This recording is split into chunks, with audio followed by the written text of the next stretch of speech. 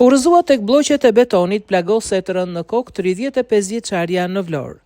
Një incident të shënuar gjatë ditës së djeshme në bulevardin Ismail Qemali, ku një grua rreth 35 vjeç është rrëzuar pasi është penguar në një nga bloqet e betonit të vendosura përgjatë zonës.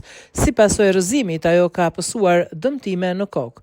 Sipas informacioneve, bloqet e betonit janë të vendosura pranë trotuareve dhe hapësirave të kalimit të këmbësorëve pa sinjalistik paralajmëruese, duke e përbërë rrezik të vazhdueshëm për qytetarët.